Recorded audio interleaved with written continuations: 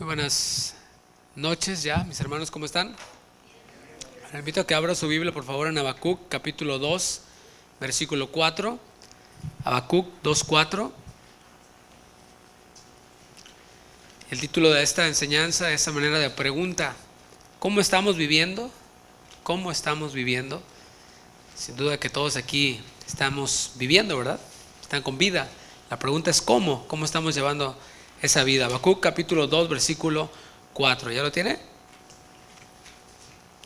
He aquí que aquel cuya alma no es recta se enorgullece, mas el justo por su fe vivirá. Acompáñame a orar una vez más. Padre, gracias por tu fidelidad, gracias por tu amor, porque tú nos das las fuerzas, porque tú nos das la gracia para poder estar aquí, para mí poder proclamar tu palabra. Es un privilegio el ser un proclamador de ella, Señor. Glorifícate en medio de tu pueblo, en medio de esta palabra que tú me has dado para tu iglesia. En el nombre de Jesús. Amén. Amén. Mientras el ser humano esté vivo, por instinto tiende a buscar aquello que le produce felicidad. Repito, mientras que el ser humano esté vivo, por instinto va a buscar aquello que le produce felicidad, aquello que le produce placer. Cada ser humano siente la necesidad de ser feliz y trata de encontrar aquello que le produce esa felicidad. Es por eso que desde niños crecemos buscando la felicidad. Curiosamente, aquello que el hombre piensa, o en lo que el hombre piensa que está la felicidad, es algo que no posee. Siempre decimos, cuando tenga esto voy a ser feliz. Casi siempre es algo que no poseemos. Y cuando llegamos a poseerlo, nos damos cuenta de que la felicidad que le produjo, que nos produjo ese artículo, ese objeto, esa persona, lo que sea, pues fue algo pasajero.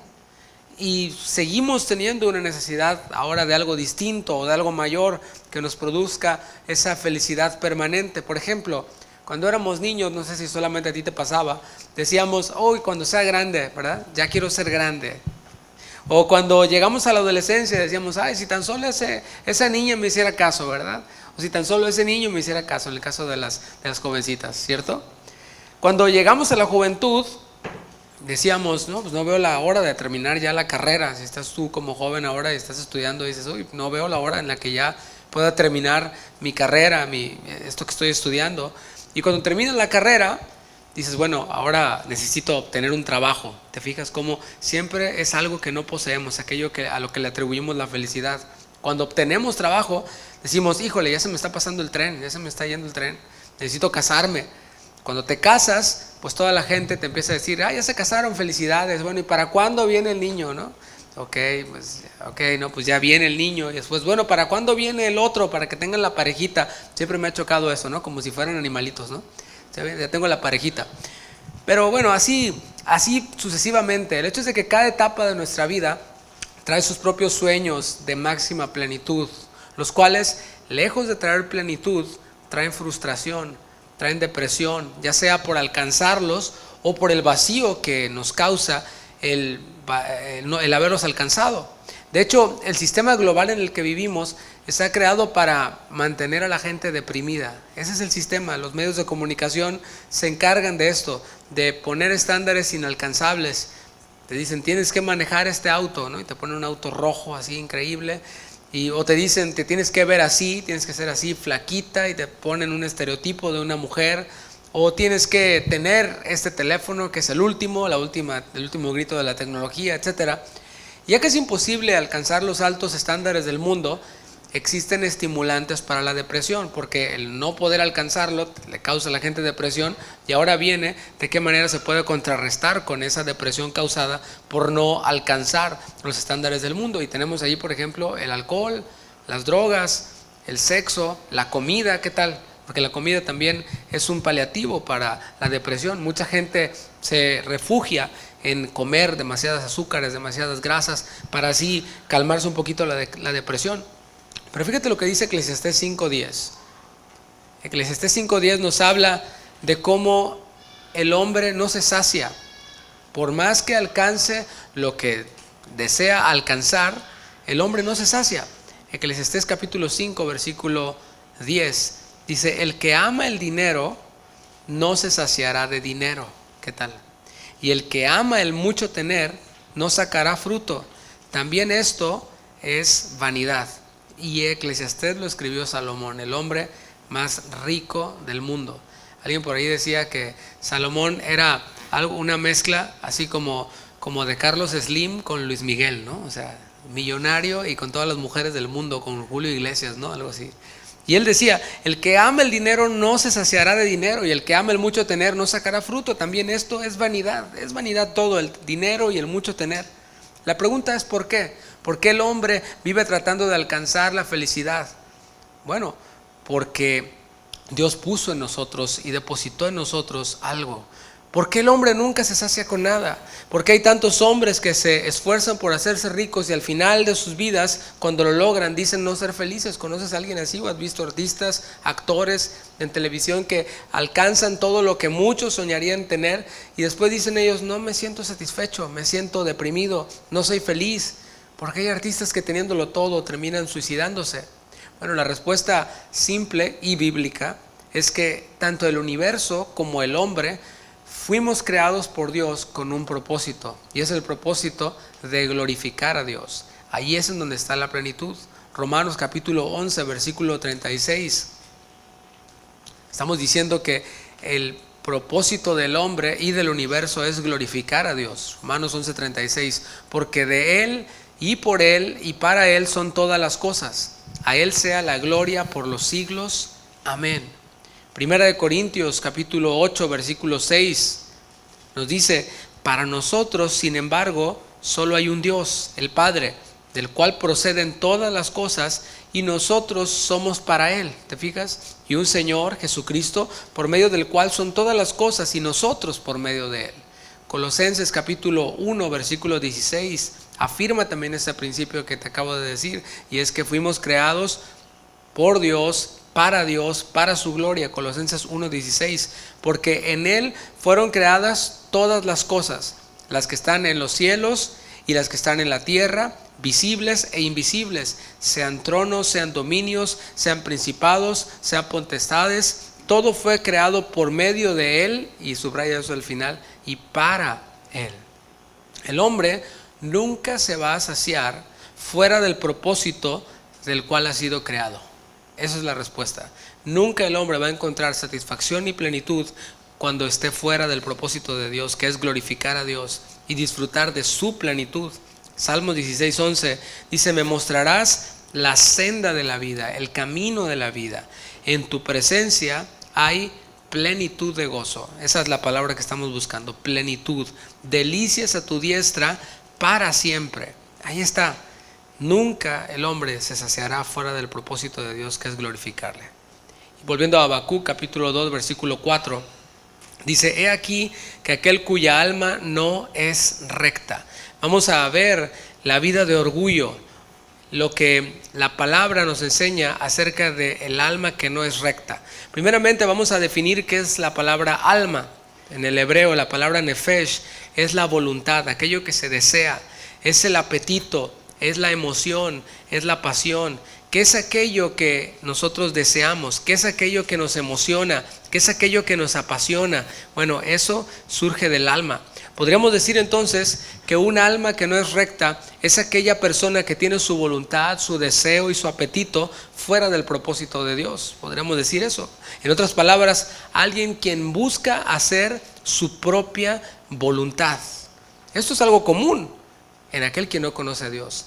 Aquel quien no conoce a Dios vive para sí mismo, vive para satisfacerse a sí mismo, vive para darse placer a sí mismo. Por eso vemos los divorcios como que están a la orden del día. Un matrimonio que duran 3 años, divorcio, otro matrimonio, divorcio, otro matrimonio, divorcio. Y en realidad lo que la persona necesita no es cambiar de estado civil, ¿sí? De casado a divorciado o soltero. Lo que necesita es cambiar y alinearse con el propósito de Dios. Pero muchos lo ven de esta forma. Muchos viven para satisfacerse a sí mismos, y ya ahora lo vemos que como no se sacian con eso, bueno, pues vamos a probar con una pareja del mismo sexo. Y vemos esta búsqueda de la satisfacción haciendo su propia voluntad. Y como dije, es algo común en quien no conoce a Dios. Pero esto todavía se complica más cuando alguien trata de disfrazar su propia voluntad con las cosas de Dios. Cuando alguien dice, esto es lo que yo quiero, y toma la Biblia como una excusa y como un propósito para alcanzar ese tipo de cosas, fuera de la voluntad de Dios. Y no me malinterpretes, porque podrían ser todavía cosas buenas, algo bueno, pero fuera del propósito de Dios. Fuera del propósito de Dios, todo lo que hacemos, aunque sea algo bueno, pues no es más que un altar para glorificarnos a nosotros mismos. Ahí en 1 Samuel capítulo 15 nos habla la palabra de Dios acerca de un rey llamado el rey Saúl. El rey Saúl desde el principio de su reinado ya había tenido sus tropiezos, ya había revelado un poquito de su naturaleza, un poquito de este asunto que te digo, de hacer tu propia voluntad disfrazado de la palabra de Dios, disfrazado de piedad. Dice la palabra que el rey Saúl se atribuyó algo que no le correspondía a él, que era ofrecer sacrificios, y lo hizo porque el pueblo estaba desertando y hizo algo a lo que Dios no le había llamado. Pero en el capítulo 15 el Señor le dio instrucciones claras a Saúl y le dijo: ve y hiere a Amalec. Y aquí en el versículo 2 y versículo 3 dice: hiere y destruye todo lo que tiene, no te apiades de él, mata a hombres, mujeres, niños y aún los de pecho, vacas, ovejas, camellos y asnos. Y vemos que más adelante en la narración bíblica, ¿qué fue lo que hizo Saúl? Saúl dice que tomó vivo, versículo 8, a Agag, rey de Amalec, pero a todo el pueblo mató a filo de espada. Y Saúl y el pueblo perdonaron a Agag y a lo mejor de las ovejas y del ganado mayor, de los animales engordados, de los carneros y de todo lo bueno, y no lo quisieron destruir, mas todo lo que era vil al criterio de Saúl y despreciable destruyeron.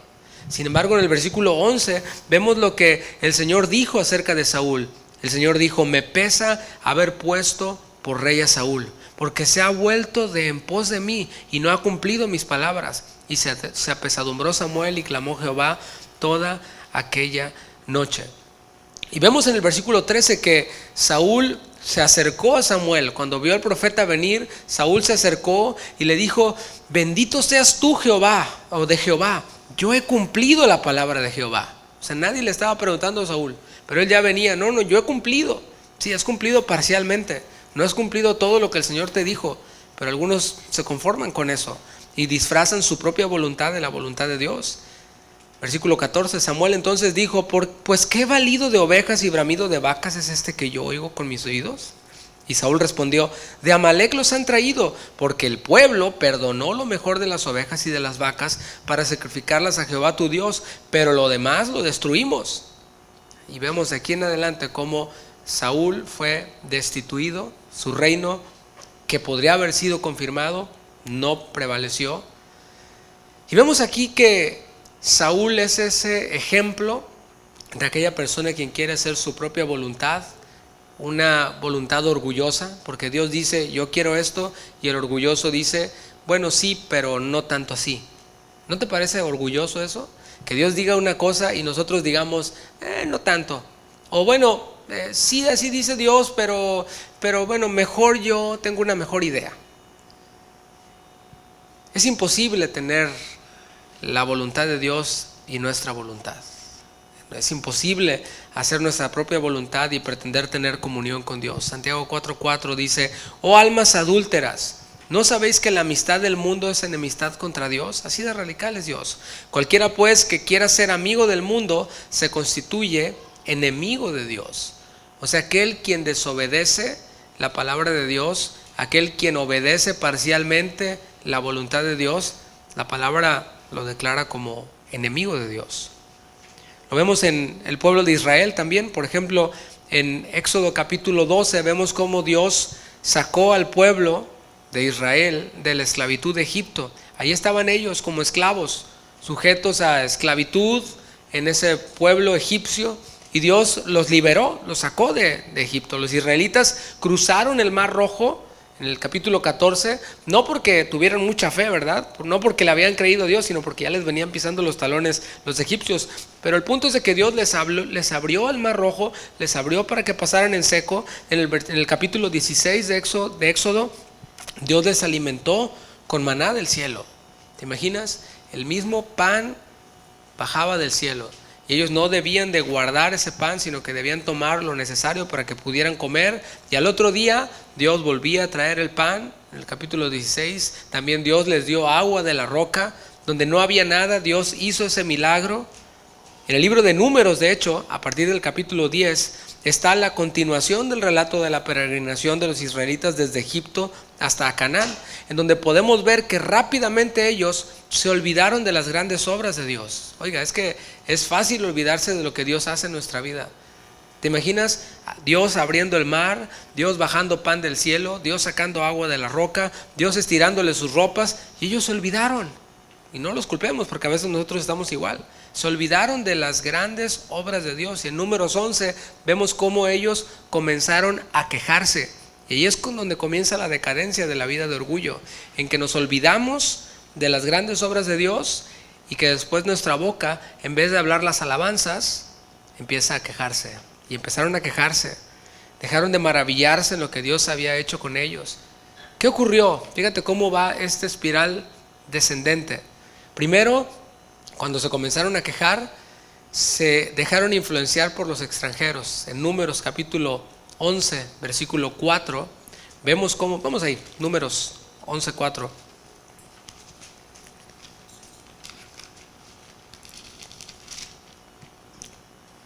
Dice, y la gente extranjera que se mezcló con ellos tuvo un vivo deseo, y los hijos de Israel también volvieron a llorar y dijeron, ¿quién nos diera a comer carne?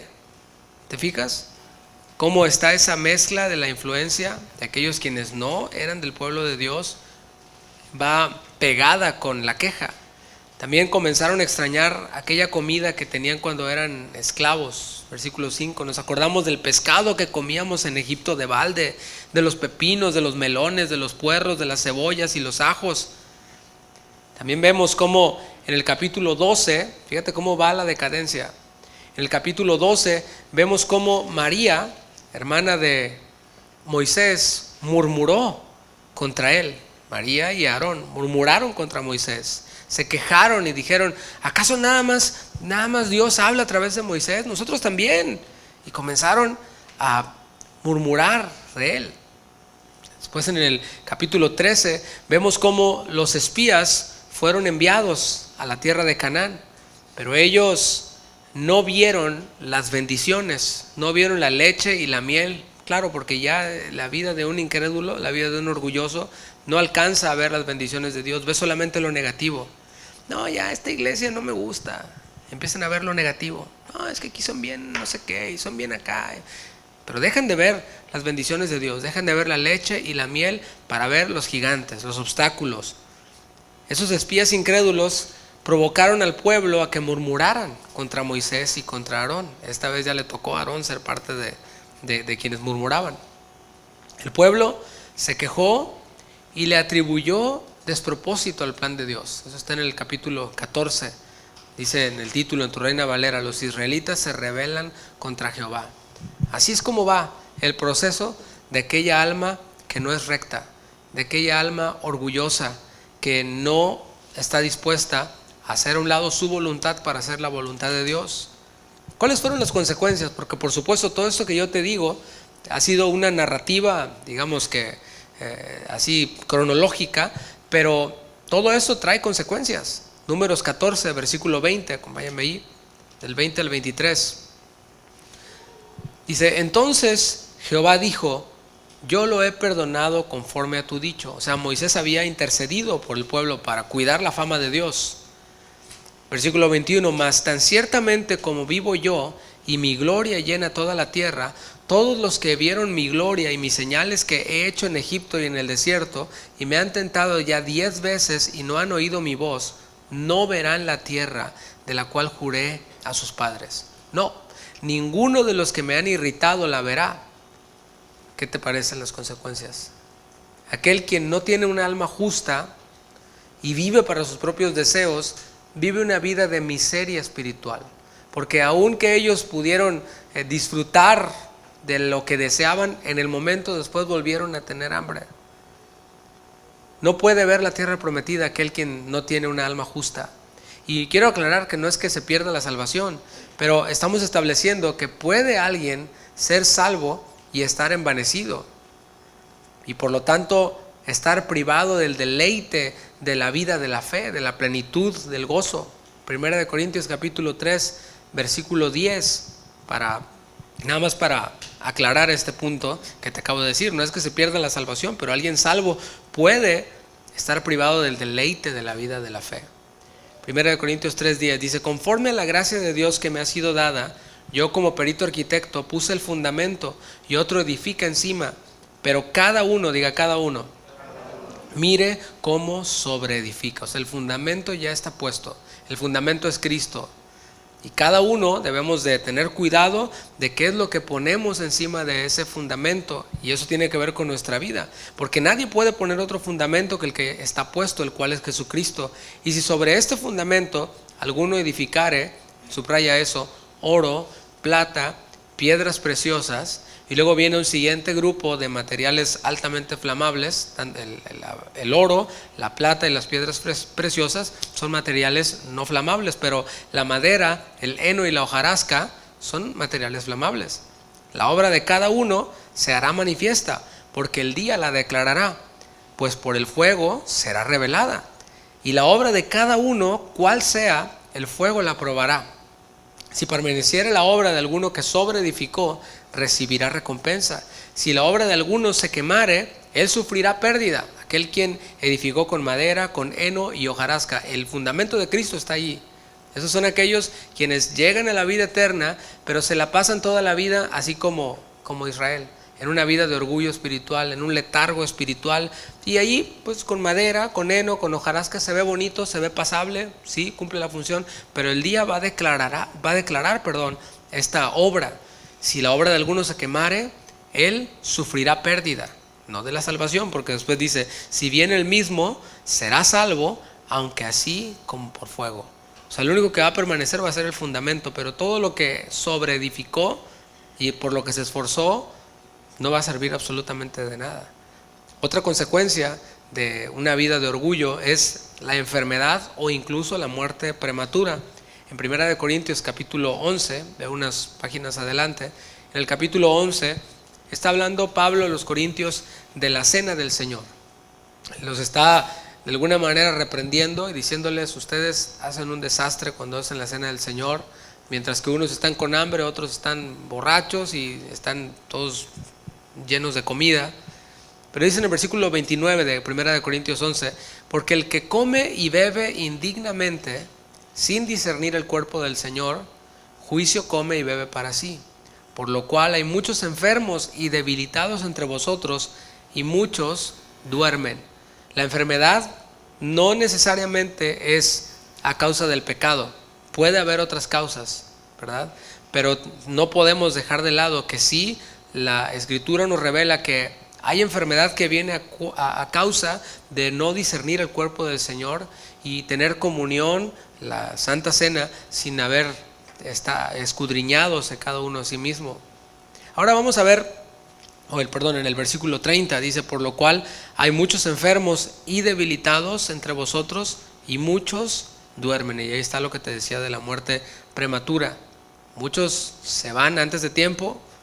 ¿Por qué? Precisamente por esto, por no tener un alma recta, por no tener un alma justa.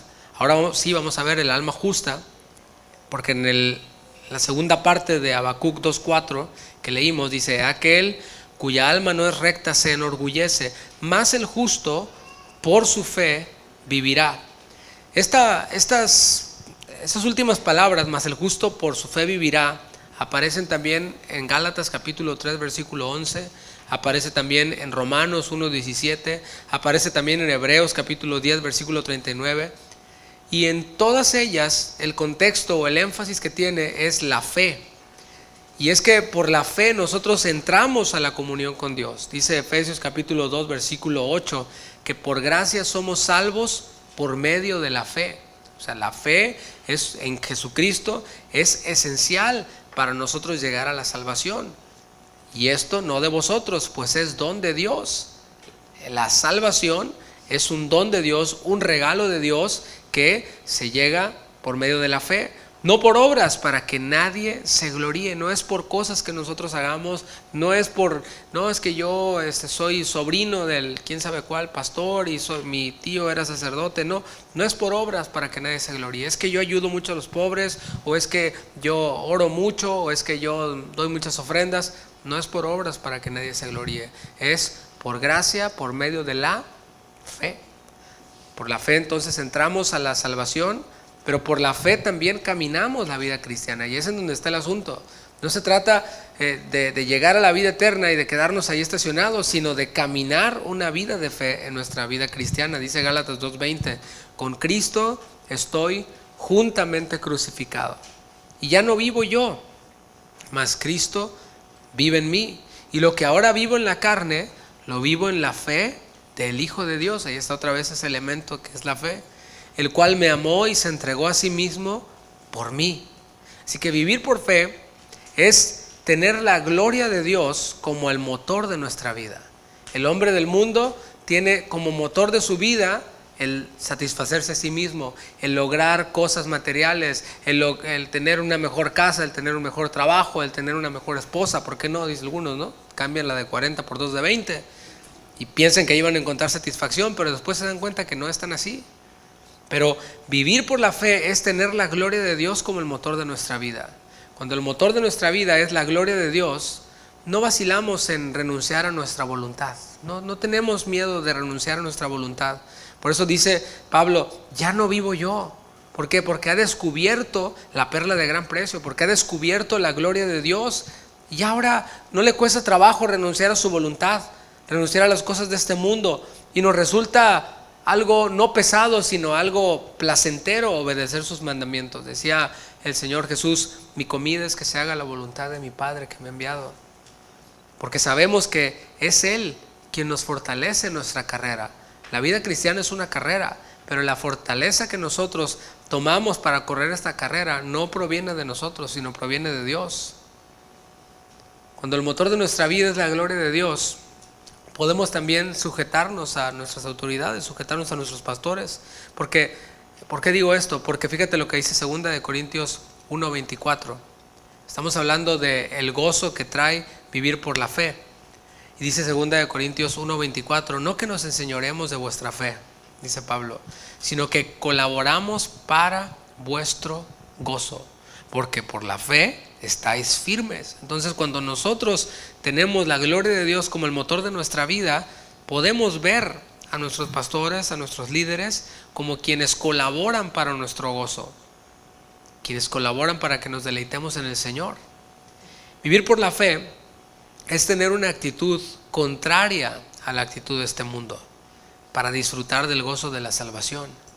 Hablábamos acerca de cómo hubo espías que fueron a la tierra de Canaán, y entre ellos había algunos, la mayoría de ellos, 10, quienes no veían las bendiciones, no veían la leche, no veían la miel, sino veían los gigantes, los obstáculos.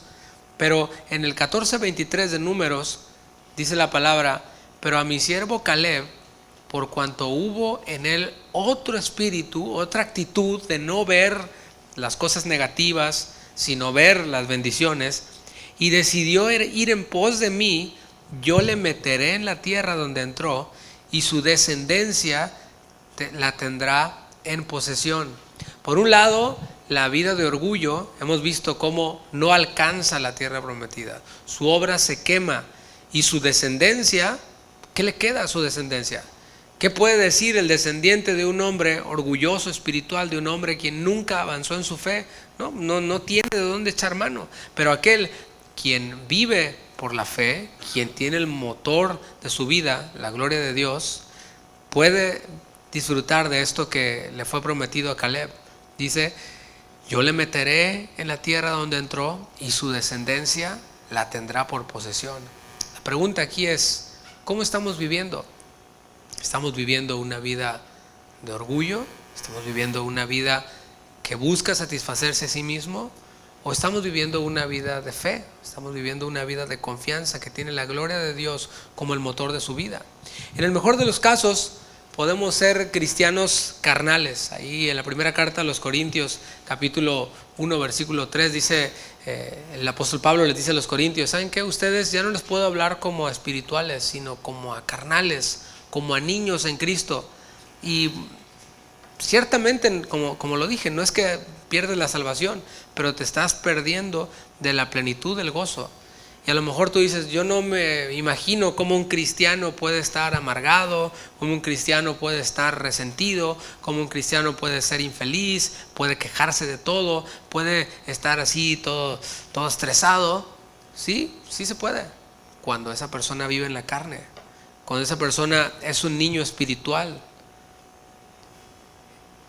Pero en el peor de los casos, ese es el mejor de los casos, pero en el peor de los casos es posible que alguien quien dice ser creyente realmente no haya sido creyente todavía.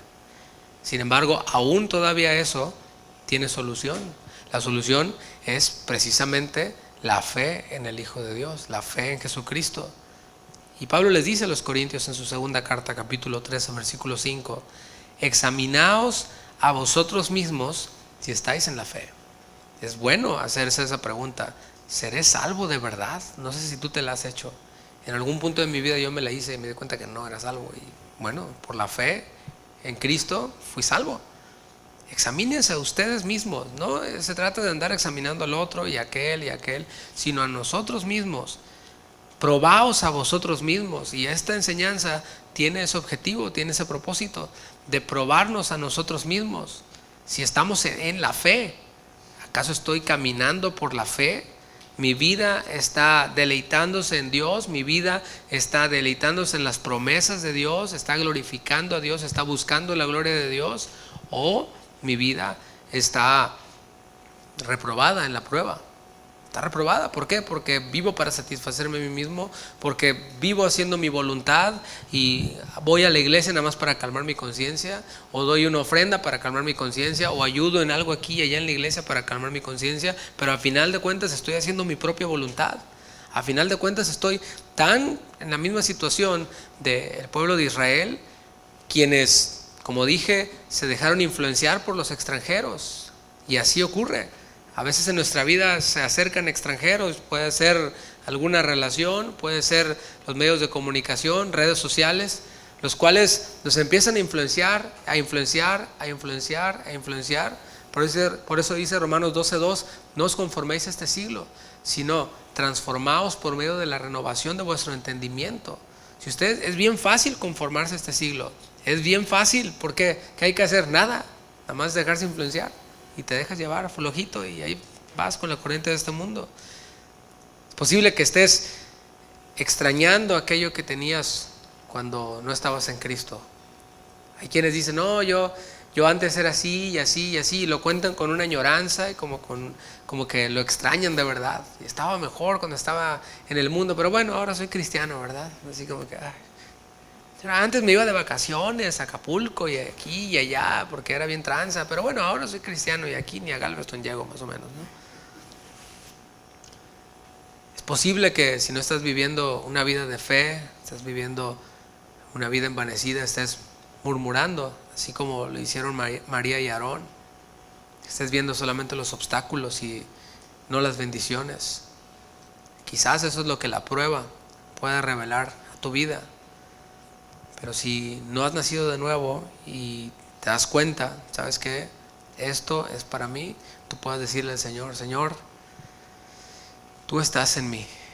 Es lo que dice 2 Corintios 13:5. Examinaos a vosotros mismos si estáis en la fe. Probaos a vosotros mismos. ¿O no conocéis a vosotros mismos que Jesucristo está en vosotros, a menos que estéis reprobados? Acompáñame a orar. Señor, gracias. Gracias por tu palabra. Gracias porque nos permites meditar en esto, nos permites meditar en la vida de fe por un lado, la vida de orgullo por otro lado, y nos dejas a nosotros para que podamos examinarnos y darnos cuenta si realmente estamos viviendo una vida de fe y no una vida de orgullo, Señor. Es lo que queremos vivir una vida de fe, queremos vivir una vida que te glorifique a ti, una vida que te exalte a ti.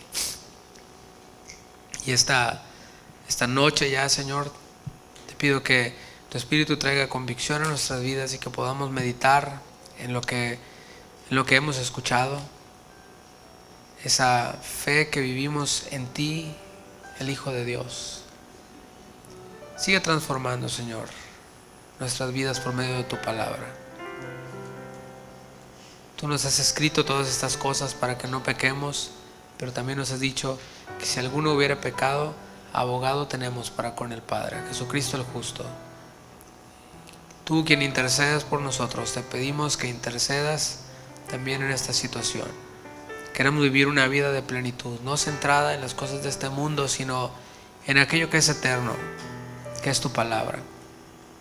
Que podamos edificar nuestra vida sobre piedras preciosas, sobre oro, plata, y dejar de edificar en madera, heno, hojarasca.